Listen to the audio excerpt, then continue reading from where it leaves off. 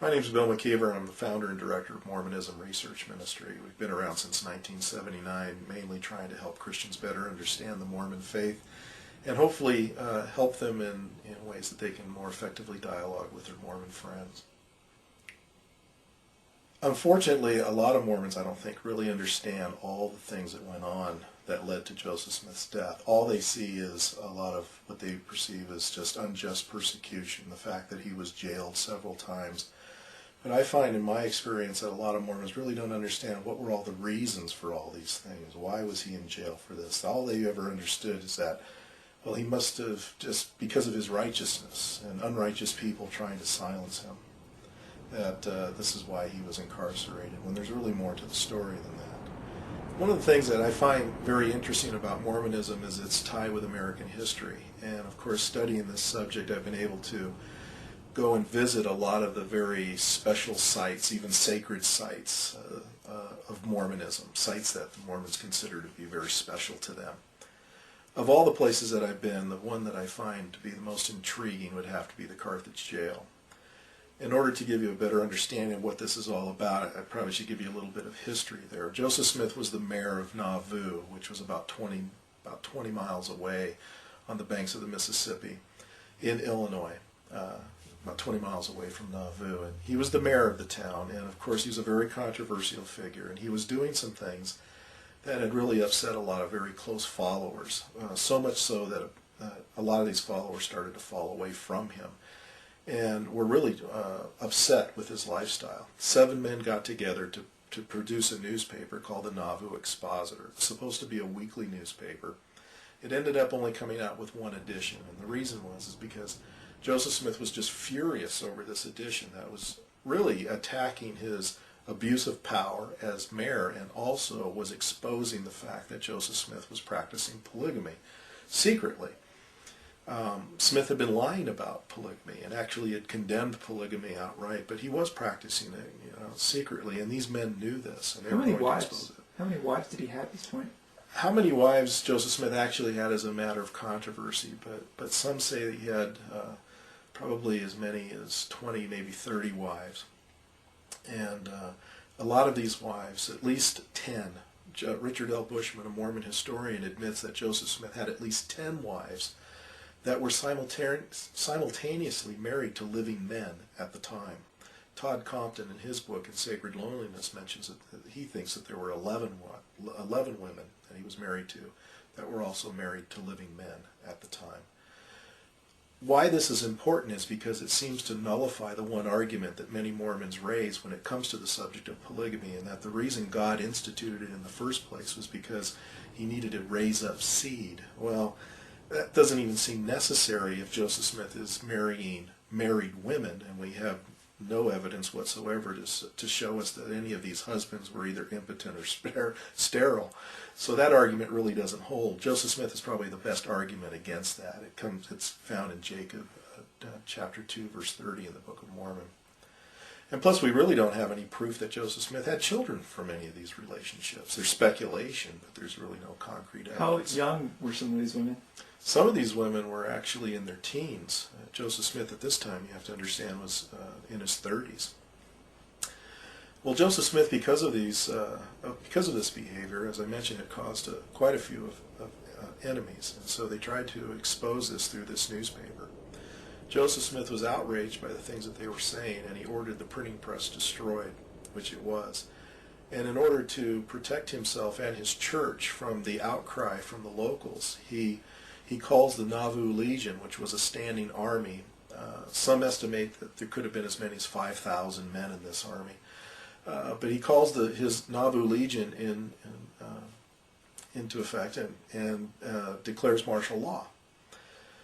Well, Joseph Smith is eventually ordered by the governor to meet in Carthage and to get this matter straightened out. Governor Thomas Ford was involved at the time.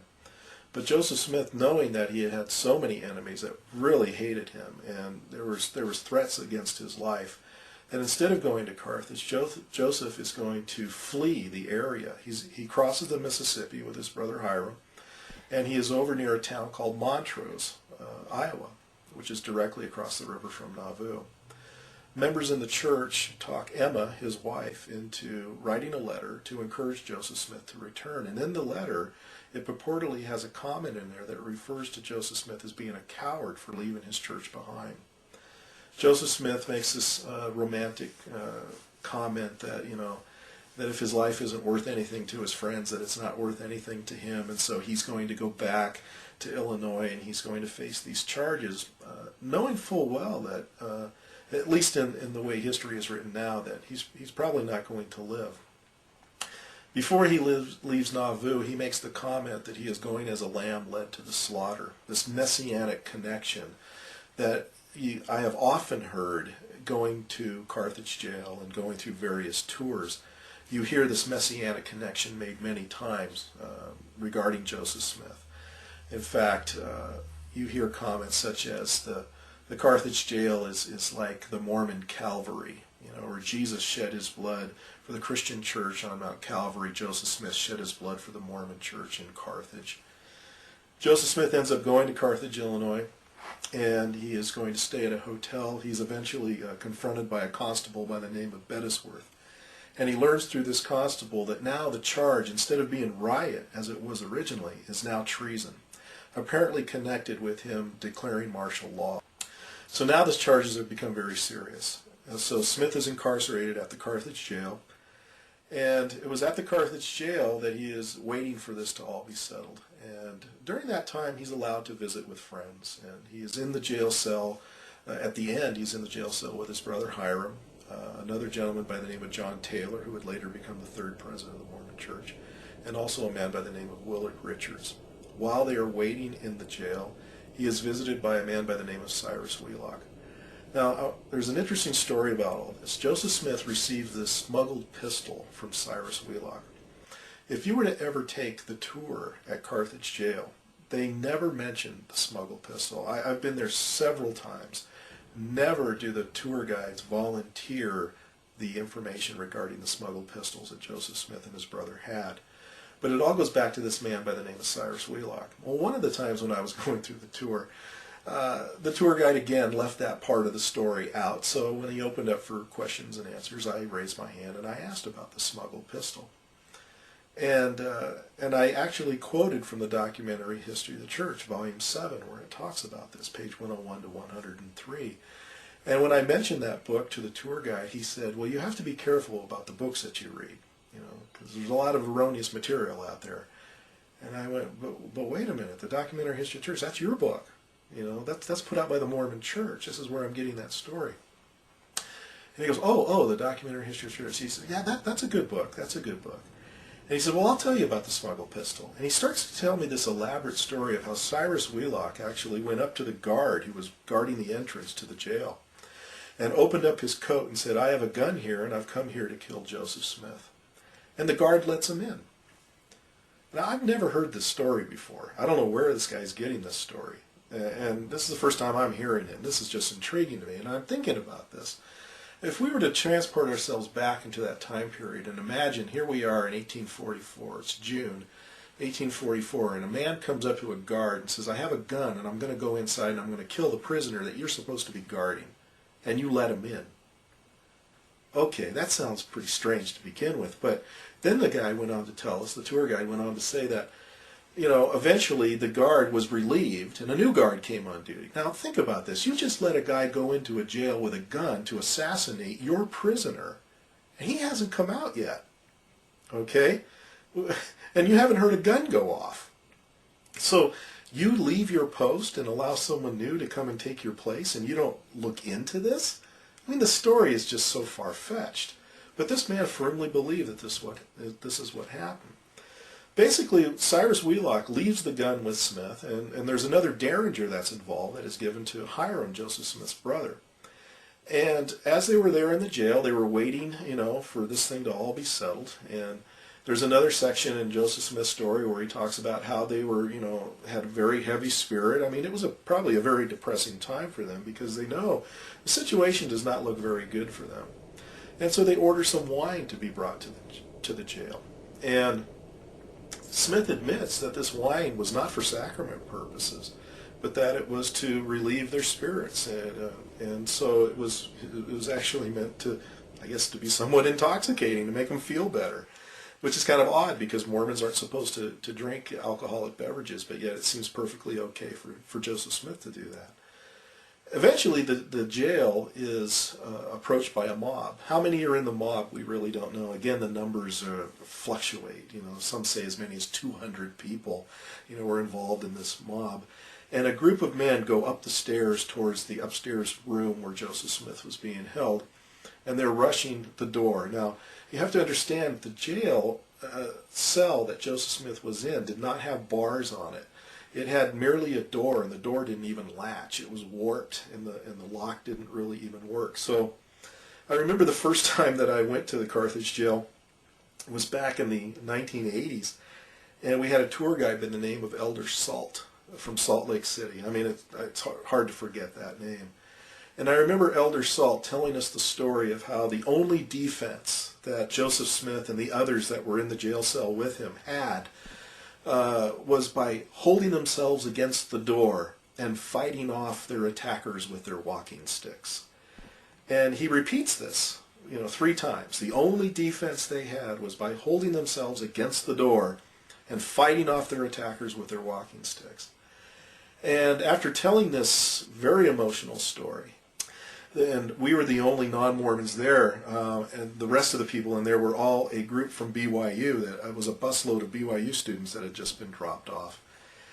And so while he tells this story and he bears his testimony to the truthfulness of it, and of course there's this resounding amen, and then he says, "Are there any questions?" So I raise my hand, and I says, "You'd mentioned 3 times that the only defense that Joseph Smith and the others had was by holding themselves against the door and fighting off their attackers with their walking sticks." I says, "But I remember reading in Volume 7, page 101 to 103 of the Documentary History of the Church that Joseph Smith had a smuggled pistol, and that he used that pistol to shoot 3 people, 2 of whom died." And it was interesting because you could hear, it was like the proverbial tabernacle tour. You could hear a pin drop. It was dead silence. And I'll never forget, Elder Salt, the tour guide, put his arms behind his back. He rocked on his heels, looking at the floor, and he said, "Yes, there was a gun." And he proceeded to also mention the Derringer that Hiram had that I did not bring up. It made me wonder, this man gave this emphatic story that the only defense Joseph Smith had and the others in the jail was by holding themselves against the door, fighting off their attackers with their walking sticks. Yet all the time, this man knew he had a smuggled pistol. He didn't deny the fact that Joseph Smith fired the pistol, but he did say, "We don't know where the bullets went." To which I said, "Well, John Taylor seemed to know. He said that he shot 3 people, 2 of whom died. Obviously, we know at least 3 of the bullets went into somebody." Of course, he didn't really want to readily admit to that part of the story, but he did know that there was a gun. But at the same time, he kept insisting that the only defense was holding themselves against the door, which now we know, and he was admitting, was not the case. That I found very disconcerting. Every time I go and I visit the Carthage Jail, like I say, I've never heard them bring up the gun. One time I asked one of our tour guides, "Wasn't there a smuggled pistol?" She said, "Well, it wasn't smuggled, it was brought in." What does that mean? Was it legal at that time to bring guns in to prisoners? I mean, come on, this is silly. What kind of an answer is that? But they will not tell you anything about this. The last time I went to Carthage, we had a sister missionary, and she also failed to mention the gun. I had a long discussion with her afterwards, and she knew all about it. She knew all about the gun. She probably had done more homework on the story than I've seen many tour guides at Carthage Jail. But yet, she wasn't about to divulge that part of the story, mainly because it didn't make Joseph Smith look very heroic, I guess. The fact is, Smith did have a gun. According to John Taylor, he shot 3 people, 2 of whom died. John Taylor never changed his story. He stuck with that story, as far as I know, till the day he died. You'll still find it written in various accounts. The Comprehensive History of the Church, I think, also mentions this account, as well as the Documentary History of the Church. After Joseph Smith the way we get to that part of him using the gun is while they are holding themselves against the door, which they really did do. So the tour guide, Elder Salt, was correct. They were holding themselves against the door. There's no doubt about it. But while they're doing that, one of the people attacking the jail fires a shot through the door. The bullet penetrates Hiram's face about near the bridge of the nose.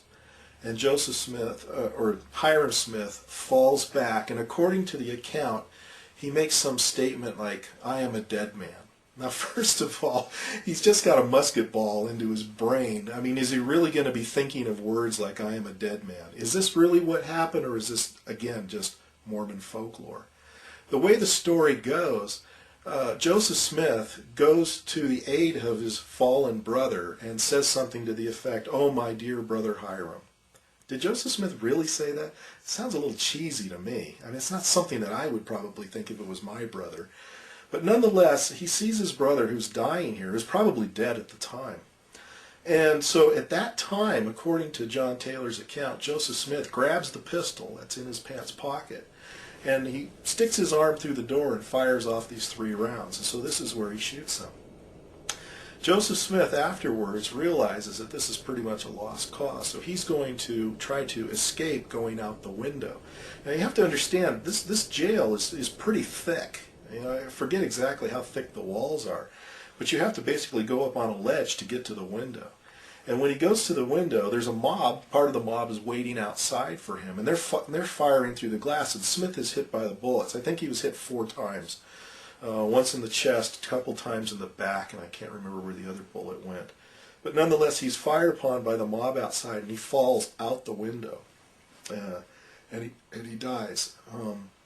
What's interesting about all this is when I was at the Carthage Jail the first time, back in the 1980s, I knew that there was a blood stain that was on the floor.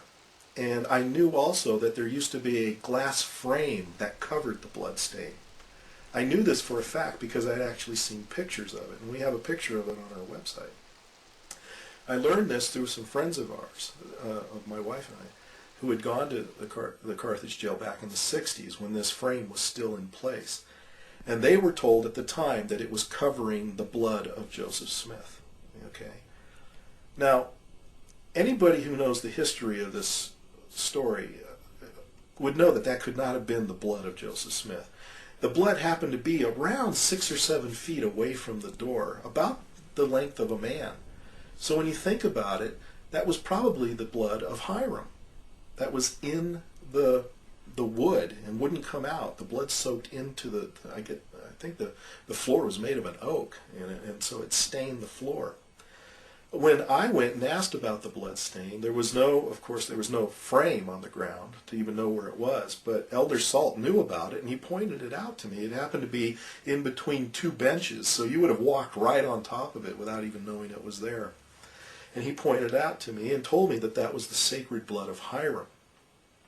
That would make more sense, that would be Hiram's blood, because if he was shot near the door and he fell back, that's probably about where his head would have been.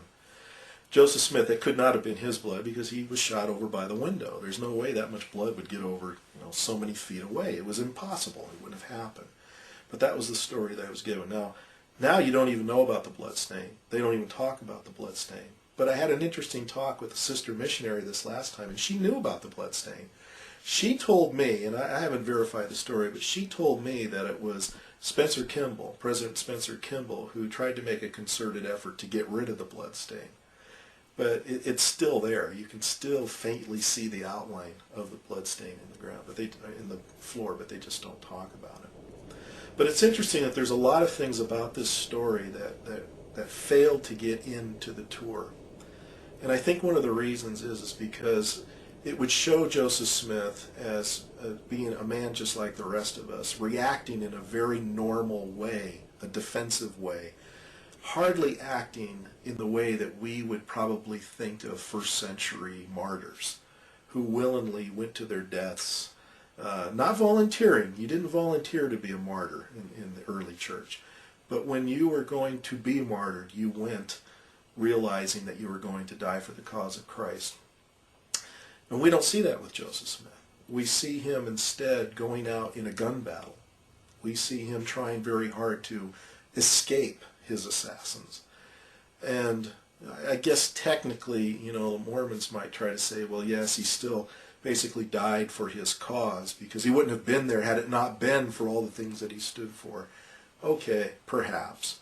But I think when they use the word martyr so flippantly, I think they actually detract, at least in my mind, from the ancient Christians, for instance, who in my mind went willingly for their faith in Christ. I don't see that with Joseph Smith. I don't see him going willingly like the first century Christians. The romanticizing of Joseph Smith's death is really illustrated, I think, with this film, Joseph Smith, Prophet of the Restoration, that is currently being shown downtown in the Joseph Smith Memorial Building. It's supposed to be an accurate account of Joseph Smith's life during the Nauvoo period, and it also shows his death at Carthage. But what's interesting is after Hiram is shot, and he's laying there in Joseph Smith's arm in this very dramatic scene, instead of Joseph Smith grabbing the smuggled pistol that he had in his pocket, which is what history tells us he did, Joseph Smith turns towards the window. And as you see bullets flying through the glass of this window, you see the camera angle going towards the window, and it's supposed to be through the eyes of Joseph Smith, goes up towards the window, and as it crashes through the window, instead of falling to the ground, the camera angle goes up in the air as if in an ascension. And what's interesting is then it kind of fades to black, and then you see Joseph Smith, looking up into the sky with the words, "O Lord, my God." Now this is misleading. It's not that Joseph Smith didn't say that, because he most certainly did, but he certainly didn't say it the way the film portrays. I have a book here by Richard L. Bushman. It's a biography of Joseph Smith called Joseph Smith, Rough Stone Rolling. And what I find intriguing about this book is that Richard Bushman is a Mormon, a faithful Mormon. He admits he's a faithful Mormon at the very beginning of the book. And he describes what happened in the final moments of Joseph Smith's life. Let me read to you what it says on page 550. It says, Hiram was the first to fall. A ball through the door struck him on the left side of the nose, throwing him to the floor. 3 more balls entered his thigh, torso, and shin, killing him. John Taylor was hit in the thigh and fell against the windowsill, breaking his watch. Crawling toward the bed, he was struck again in the hip. Joseph pulled the trigger. See, he's admitting to the gun. Joseph pulled the trigger 6 times into the hail, dropped the pistol on the floor, and sprang to the window. With one leg over the sill, he raised his arms in the Masonic sign of distress. A ball from the doorway struck his hip, and a shot from the outside entered his chest. Another hit under the heart, and a fourth his collarbone. He fell outward, crying, "O Lord, my God." Hardly the calm method that it's portrayed in the film. Landing on his left side, he struggled to sit up against the curb of a well and died within seconds. Richards raised his head above the sill far enough to see that Joseph was dead, and then turned to help John Taylor. Taylor's watch had stopped at 16 minutes past 5. What's so significant about this phrase, "O Lord my God," is that there are Mormon historians who admit that what just Joseph Smith was trying to do was give the Masonic signal of distress. And, it's clearly, this is a phrase. There's a phrase in Masonry that when you're in trouble, that you say something to the effect, "O Lord my God, is there no help for the widow's son?" And that Smith was trying to give this signal of distress, but was shot before he was able to give all of it. Basically, "Is there no help for the widow's son" refers to Hiram Abiff, who is a familiar figure in Masonry. And Joseph Smith was a Mason. He became a Mason in 1842, and not long after becoming a Mason, he incorporates the Mormon endowment ceremony. So he was familiar with this. But what's interesting is voice inflection is very important. Context is very important. I have a real hard time believing that Joseph Smith just calmly said, "O Lord, my God." I don't think the situation called for such a calm response. I think he was probably screaming at the top of his lungs, hoping that somebody would come to his rescue, and unfortunately for him, they didn't. I think the fact that the Mormon Church has to leave out so much important information about Joseph Smith tells us not only a lot about him, but it tells us a lot about the church itself. Do you really want to place your trust in a man whose character has to be doctored, who has to be airbrushed, if you will? Do you really want to place your trust in a church that has to do that, that feels compelled to do that? Trust is a big thing. As a Christian, I have no problem trusting completely in the work and the promises of Jesus Christ. But I'll tell you, when it comes to Joseph Smith, I can't have that same kind of trust. This man is not deserving of my trust. If Joseph Smith lived today the way he lived back then, I don't think even many Mormons would want to place their trust in him.